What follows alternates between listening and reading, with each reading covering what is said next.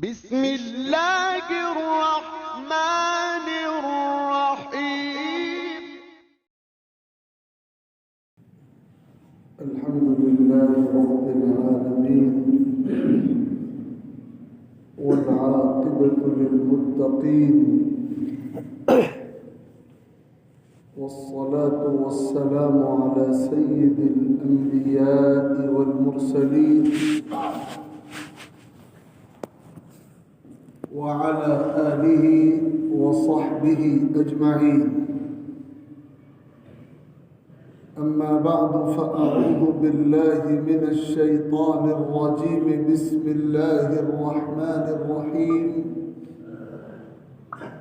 يا أيها الذين آمنوا إذا قمتم إلى الصلاة فاغسلوا وجوهكم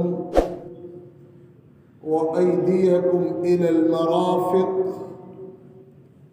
وامسحوا برؤوسكم وأرجلكم إلى الكعبين. صدق الله ربنا العلي العظيم. وقال سيدنا ومولانا محمد صلى الله تعالى عليه وآله وسلم: لا تقبل صلاة من أحدث حتى يتوضأ. وقال: لا تقبل صلاة بغير طهور. وقال: مفتاح الجنة الصلاة ومفتاح الصلاة الطهور. صدق رسول اللہ صلی اللہ علیہ وسلم.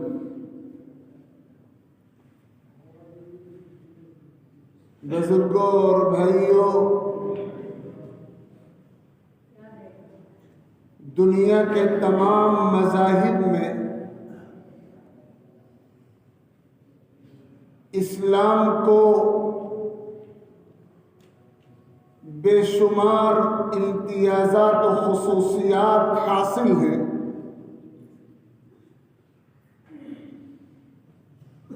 ان امتیازات اور خصوصیات میں ایک نمایاں پہلو یہ ہے کہ دین اسلام میں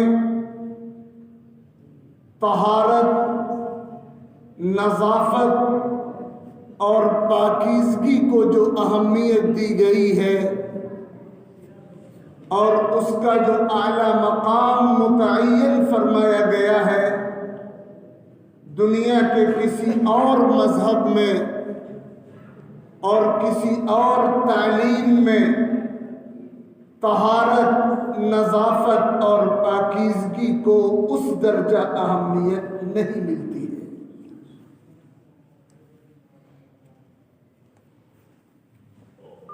نماز جو اعلیٰ درجے کی عبادت ہے، آپ میں سے ہر ایک کے علم میں یہ بات ہے کہ نماز کے صحیح ہونے اور نماز کے مقبول ہونے کی سب سے پہلی اور بنیادی شرط ہے طہارت اور پاکی اور وضو. اور جس طرح نماز لباس کے بغیر برہنہ ہونے کی حالت میں درست نہیں ہوتی، لباس میں ملبوس ہونا اپنے جسم کے ان حصوں کو چھپانا جن کے چھپائے جانے کا حکم ہے، نماز کے صحیح ہونے کی بنیادی شرط ہے. اور جس طرح قبلے کی طرف رخ کرنا نماز کے صحیح ہونے کی بنیادی شرط ہے، اسی طرح بلکہ اس سے بھی زیادہ اہمیت کے ساتھ نماز کے صحیح ہونے کی اور نماز کے مقبول ہونے کی بنیادی شرط یہ ہے کہ طہارت اور وضو کا اہتمام کیا جائے. میں نے خطبے میں قرآن مجید کی اس لمبی آیت کے ایک ٹکڑے کی تلاوت کی ہے جس میں وضو اور طہارت کا تذکرہ ہے، تمام اہل ایمان کو خطاب کر کے اللہ تعالیٰ ارشاد فرما رہے ہیں، یا ایھا الذین آمنوا، اے ایمان والو، جب بھی تم نماز کا ارادہ کرو اور پہلے سے تمہارا وضو نہ ہو تو پہلے وضو کرو پھر نماز کو آؤ۔ بغیر وضو کے نماز درست نہیں ہوتی۔ تمہیں اپنا چہرہ دھونا ہے، اپنے ہاتھوں کو کوہنیوں سمیت دھونا ہے،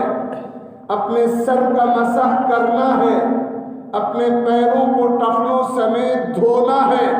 یہ ہے وضو کے فرائض۔ جب تم اس طرح وضو کر کے آؤ گے اور پھر نماز ادا کرو گے تب وہ نماز درست ہوگی۔ آقا کریم علیہ الصلوۃ والسلام نے بار بار فرمایا، بے وضو انسان کی نماز وضو کے بغیر معتبر نہیں، کوئی نماز طہارت کے بغیر قبول نہیں۔ جنت کی کنجی نماز ہے اور نماز کی کنجی طہارت ہے۔ طہارت کے بغیر، وضو کے بغیر نماز درست نہیں ہوتی۔ ہر مسلمان، خصوصیت کے ساتھ وہ مسلمان جو نماز کی عظمت کو سمجھتا ہے، جو نماز کے فرض ہونے کو سمجھتا ہے، جو نماز ادا کرنے اللہ کے گھر میں آتا ہے، اسے یہ مسئلہ معلوم ہوتا ہے کہ نماز وضو کے بغیر درست نہیں ہوتی۔ نماز کے صحیح ہونے کی شرط طہارت اور وضو ہے، اور جو وضو آپ کرتے ہیں نماز کی ادائیگی سے پہلے، اللہ تعالیٰ کے دربار میں اس عبادت کا ایسا اعلیٰ مقام ہے کہ ہم اور آپ اس کی عظمت کا صحیح اندازہ بھی نہیں لگا سکتے۔ بظاہر دیکھنے والا جب وضو کرنے والے کو دیکھتا ہے تو اسے یہ نظر آتا ہے کہ اس نے اپنا چہرہ بھگو لیا، اپنے ہاتھ تر کر لیے، اپنے پیروں پہ پانی ڈال لیا اور اپنے سر پہ بھیگی ہوئی انگلی پھیر لی۔ یہ ایک عمل ہے جو ہوتا ہے، لیکن آپ اس کی تہ میں اتریں، اس کی حقیقت میں جائیں تو آپ کو اندازہ ہوگا کہ یہ کتنا عظیم عمل ہے۔ 1 منٹ، 2 منٹ اور 3 منٹ میں انجام پانے والا عمل اتنی اعلیٰ درجے کی عبادت ہے کہ نماز جیسی مقدس عبادت، جس کو دین کی سب سے بنیادی عبادت بتایا گیا ہے اور جس کو دین کا ستون بتایا گیا ہے اور جس کو آقا کریم صلی اللہ علیہ وسلم نے اپنی آنکھوں کی ٹھنڈک اور اپنے دل کا سرور بتایا ہے، یہ عبادت بھی وضو کے بغیر درست نہیں ہوتی۔ احادیث میں اس حقیقت کو واضح کیا گیا ہے کہ وضو کا عمل، وضو کی عبادت بے شمار خصوصیات اور فضیلتوں والا عمل ہے، اور ان خصوصیات میں 2 باتیں خصوصیت کے ساتھ میں یہاں ذکر کرتا ہوں۔ وضو کی سب سے بنیادی خصوصیت یہ ہے، وضو کا سب سے بنیادی فائدہ یہ ہے کہ وضو کے عمل میں اللہ تعالیٰ نے یہ تاثیر رکھی ہے کہ وضو کے نتیجے میں انسان کے جسم کے تمام گناہ معاف ہوتے ہیں۔ جو بندہ اللہ کو راضی کرنے کے لیے رسول اکرم علیہ الصلوۃ والسلام کے تعلیم فرمائے ہوئے طریقے کے مطابق وضو کا عمل انجام دیتا ہے، جب وضو کر کے وہ اٹھتا ہے تو وہ گناہوں سے دھلا دھلایا پاک صاف ہو کر اٹھتا ہے، اور اللہ تعالیٰ اپنی جنت کا فیصلہ اس کے حق میں کر دیتے ہیں۔ حضرت عبداللہ سنابحی رضی اللہ تعالی عنہ صحابہ کرام میں سے ہیں، وہ نقل کرتے ہیں کہ آقا کریم صلی اللہ علیہ وسلم نے ارشاد فرمایا کہ مسلمان جب وضو کرتا ہے اور اپنے ہاتھوں کو گٹوں تک دھوتا ہے تو اس کے ہاتھوں کے گناہ جھڑ جاتے ہیں، کلی کرتا ہے تو اس کے منہ کے اندر کے گناہ جھڑ جاتے ہیں، اور ناک میں پانی ڈالتا ہے تو ناک کے اندر کے گناہ جھاڑ دیے جاتے ہیں، اور پھر جب وہ اپنا چہرہ دھوتا ہے تو اس کے چہرے کے سارے گناہ، یہاں تک کہ آنکھوں کی پلکوں کے نیچے بھی جتنے گناہ ہیں سب معاف ہو جاتے ہیں، اور پھر جب وہ اپنے ہاتھوں کو دھوتا ہے تو ہاتھوں کے تمام گناہ معاف ہو جاتے ہیں، اور جب وہ اپنے سر کا مسح کرتا ہے تو سر کے، دماغ کے، کان کے سارے گناہ معاف ہو جاتے ہیں، اور پھر جب وہ اپنا پیر دھوتا ہے تو پیروں کے تمام گناہ معاف ہو جاتے ہیں۔ آقا کریم علیہ الصلوۃ والسلام نے فرمایا حتی یخرج نقیا من الذنوب، یہاں تک کہ اللہ کا یہ بندہ جس نے وضو کی عبادت ادا کی ہے، وضو کر کے جب اٹھتا ہے تو سارے گناہوں سے پاک صاف ہو کر کے اٹھتا ہے۔ یہ ہے وضو کی سب سے بنیادی خصوصیت کہ وضو کے نتیجے میں انسان کے جسم کے ایک ایک عضو کے گناہ معاف ہو جاتے ہیں۔ اور دوسری خصوصیت یاد رکھا جائے، وضو تو ہماری خصوصیت نہیں ہے، ہم سے پہلے انبیاء کرام کی جو امتیں گزر چکی ہیں ان امتوں کے اہل ایمان کو بھی وضو کا حکم تھا، لیکن ہماری خصوصیت محمد الرسول اللہ صلی اللہ علیہ وسلم کی امت کی خصوصیت یہ ہے کہ ہمارے وضو کے نتیجے میں قیامت کے روز ہم کو یہ فضیلت حاصل ہوگی کہ ہمارے وضو کے اعضاء وضو کے اثرات کی وجہ سے چمک رہے ہیں۔ حضور اکرم علیہ الصلوۃ والسلام نے ارشاد فرمایا ان امتی یدعون یوم القیامہ غرا محجلین من آثار الوضوء، میری امت کے لوگوں کو قیامت کے روز جب اگلے اور پچھلے تمام انسان جمع ہوں گے، میری امت کے لوگوں کو آواز دی جائے گی،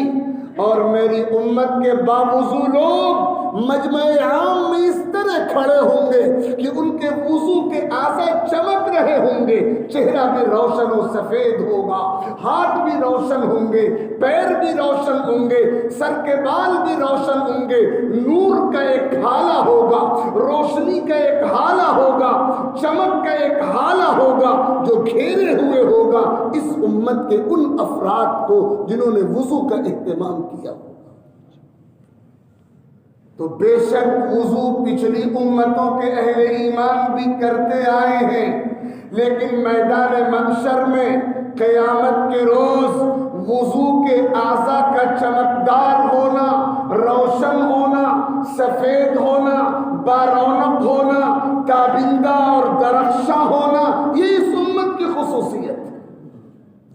آقا کریم فرمایا کرتے تھے تبلغ الحلیۃ من المؤمن حیث یبلغ الوضوء،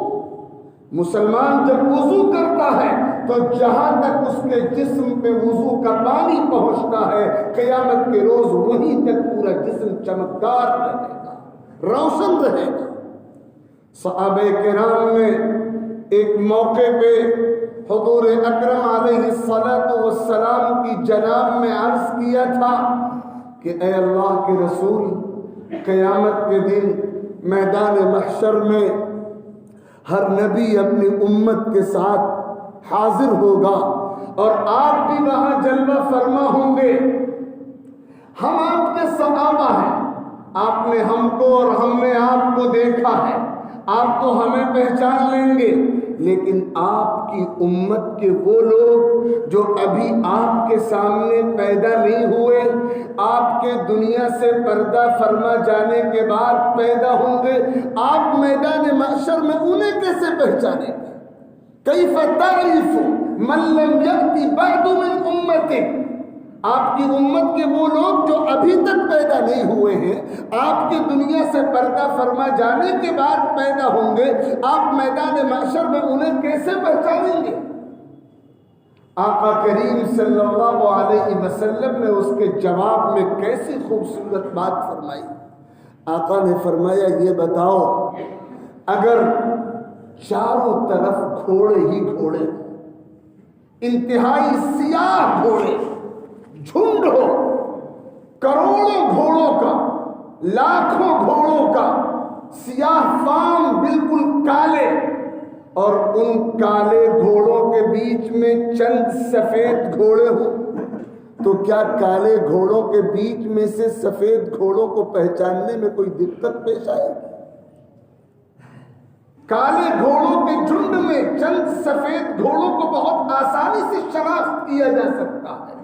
یہی حال میدان محشر میں تمام امتوں کے درمیان میری امت کا ہوگا کہ دیگر امتوں کے اہل ایمان جو باوضو ہوں گے، انہوں نے وضو کی عبادت تو انجام دی ہوگی لیکن ان کو یہ امتیاز حاصل نہیں ہوگا۔ میری امت کے باوضو افراد کو یہ امتیاز حاصل ہوگا کہ ان کے چہرے بھی، ان کے ہاتھ بھی، ان کے پیر بھی، ان کے وضو کے اعضاء بھی میدان محشر میں چمک رہے ہوں گے، اور ایک خاص قسم کا نور ہوگا، چمک ہوگی۔ اس چمک کی وجہ سے انہیں میں بے تکلف، بے دریغ پہلے ہی مرحلے میں پہچان۔ یہ ہے وضو کی اہمیت۔ عام طور پہ ہوتا یہ ہے کہ ہم جب وضو کر رہے ہوتے ہیں تو ایسا محسوس ہوتا ہے کہ ہم روٹین کا ایک کام کر رہے ہوتے ہیں، ایک رسم نبھائی جا رہی ہوتی ہے، ایک بوجھ اتارا جا رہا ہوتا ہے۔ ہمارے ذہن میں وضو کی عبادت کی عظمت کا استحضار نہیں ہوتا، ورنہ جب آپ وضو کرنے کے لیے بیٹھے، وضو خانے پہ وضو کرنے کے لیے بیٹھے، نل کے سامنے، پانی کے سامنے، اور آپ تصور کریں کہ میں جو عمل کرنے جا رہا ہوں یہ عظیم الشان عبادت ہے، انتہائی مقدس عمل ہے، ایسا عمل جس میں ضمانت ہے میرے گناہوں کی معافی کی، اور جس میں ضمانت ہے میری آخرت کی سرخروئی کی، اور جس میں ضمانت ہے میدان محشر میرے وجود کے منور ہونے کی۔ اگر یہ استحضار ہو جائے تو پھر جس اہتمام کے ساتھ وضو ہوگا اس کا استحضار کیے بغیر وہ اہتمام پیدا نہیں ہو سکتا۔ یاد رکھا جائے، شریعت نے وضو کے سلسلے میں جو بنیادی تعلیم دی ہے وہ یہ ہے کہ وضو مکمل سنت کے مطابق ہو، اور خصوصیت کے ساتھ اسراف اور فضول خرچی سے اپنے آپ کو بچایا جائے۔ یہ ایسا گناہ ہے جس میں 99% مسلمان مبتلا ہیں۔ جب ہم وضو کرتے ہیں تو ہم ضرورت سے زیادہ پانی بہا کر، فضول خرچی کا گناہ کر کے اپنے وضو کی عبادت کے ثواب کو اپنے ہاتھوں کم کرنے والے بن جاتے ہیں۔ ایک دیہاتی حضور اکرم صلی اللہ علیہ وسلم کی خدمت میں آیا اور اس نے عرض کیا، اے اللہ کے رسول، مجھے وضو کرنا نہیں آتا، آپ مجھے وضو کا عملی طریقہ بتا دیجیے۔ آقا کریم صلی اللہ علیہ وسلم نے پانی منگوایا برتن میں اور وضو شروع کیا، بسم اللہ الرحمن الرحیم پڑھی، اور اس کے بعد مسواک کی، اور اس کے بعد 3 مرتبہ اپنے دونوں ہاتھوں کو گٹوں تک دھویا، اور پھر 3 مرتبہ کلی کی، 3 مرتبہ ناک میں پانی ڈالا، ناک سے پانی جھاڑا، اپنے چہرے کو 3 مرتبہ دھویا، اپنی داڑھی مبارک میں خلال کیا، اپنے ہاتھ کو کوہنیوں سمیت 3 مرتبہ دھویا، ہاتھوں کی انگلیوں میں خلال کیا، اپنے پورے سر کا مسح کیا، اور پھر اس کے بعد اپنے دونوں پیر ٹخنوں سمیت دھوئے اور پیروں کی انگلیوں میں خلال کیا، اور ہر عمل لگاتار کیا، جو عضو دھویا مکمل دھویا، بال کے برابر جگہ خشک نہ رہے اس کا اہتمام کیا، اعضاء کو ملا اور رگڑا اور اچھی طرح دھویا، اور ایک عضو کے خشک ہو جانے سے پہلے دوسرا عضو دھویا، اور وضو سے فارغ ہونے کے بعد آپ نے یہ کلمات پڑھے، اشہد ان لا الہ الا اللہ واشہد ان محمدا عبدہ ورسولہ، اللہم اجعلنی من التوابین واجعلنی من المتطہرین۔ میں گواہی دیتا ہوں اللہ کے سوا کوئی معبود نہیں، اور میں گواہی دیتا ہوں کہ محمد صلی اللہ علیہ وسلم اللہ کے بندے اور اس کے رسول ہیں، اور اے اللہ مجھے کثرت سے توبہ کرنے والے بندوں میں شامل فرما لیجئے، اور مجھے پاکیزگی اختیار کرنے والے منتخب بندوں میں شامل فرما لیجئے۔ یہ کلمات پڑھے اور پھر فرمایا ہاکذا الوضو، یہ ہے وضو کا مسنون طریقہ، یہ ہے وضو کا طریقہ، 3 مرتبہ آزاد ہو۔ فمن زاد علی ھذا فقد اساء وتعدى وظلم، جو بلا ضرورت کے 3 مرتبہ سے زیادہ وضو کو دھوئے گا، یعنی بلا ضرورت جو پانی کا استعمال کرے گا، وہ سنت کی مخالفت کا گنہگار ہوگا، وہ حد شرعی سے تجاوز کرنے والا ہوگا، وہ ظلم کرنے والا، فضول خرچی کرنے والا ہوگا۔ اور آپ نے پیشگوئی فرما دی کہ عن قریب قیامت کے قریب ایک دور آئے گا، سیکون فی ہذہ الامت قوم یعتدون فی الطہور، اس امت میں ایسے لوگ پیدا ہوں گے جو وضو میں حد سے تجاوز کریں گے، بغیر ضرورت پانی بہائیں گے، پانی کا فضول خرچ کریں گے، پانی کی حفاظت کا اہتمام نہیں کریں گے۔ حضرت صاحب نے ابی وقاص رضی اللہ تعالی عنہ وضو فرما رہے تھے اور پانی زیادہ بہا رہے تھے، تو آقا کریم علیہ الصلوۃ والسلام نے فرمایا ما ھذا الصرف یا سعد، اے سعد فضول خرچی کیوں کرتے ہو؟ انہوں نے پوچھا تھا افی الوضوء صرف، اے اللہ کے رسول کیا وضو میں بھی فضول خرچی ہوتی ہے؟ آقا نے فرمایا نعم وان کنت علی نہر جار، ہاں اگر تم بہتے ہوئے دریا پر وضو کرو پھر بھی فضول خرچی کرنے کی اجازت نہیں۔ تو معلوم ہوا کہ وضو مقدس عبادت ہے، اور جن چند کوتاہیوں اور گناہوں کی وجہ سے اور بد احتیاطیوں کی وجہ سے ہم اپنے ہاتھوں اپنے وضو کا ثواب کم کر دیتے ہیں، ان میں ایک بے احتیاطی ہے ضرورت سے زیادہ پانی بہانا اور پانی کے بہانے میں فضول خرچی کرنا۔ یاد رکھیے ضرورت اس بات کی ہے کہ ہم وضو کی اہمیت کو سمجھیں، سنت کے مطابق وضو کیا ہوتا ہے اس کو سیکھیں، اس کو برتیں، ایک بلا اور رسم اور بوجھ کے طور پر ٹالنے والے نہ بنے، ایک مقدس عبادت کی عظمت کو سمجھیں۔ اور جو طریقہ جناب رسول اللہ صلی اللہ علیہ وسلم نے بتایا ہے، حدیث کی کتابوں میں وہ طریقہ موجود ہے، فقہ کی کتابوں میں اس کی تفصیلات موجود ہیں، اس طریقے کو جاننے اور سیکھنے کی کوشش کریں تاکہ وضو کی برکات اور اس کے اثرات و نتائج ہماری زندگیوں میں ظاہر ہو، اور اللہ تعالیٰ اپنے فضل سے وضو کی برکت سے ہمارے تمام گناہوں کو معاف فرمائے اور آخرت کی کامیابی کا فیصلہ فرمائے۔ آمین۔ وآخر دعوانا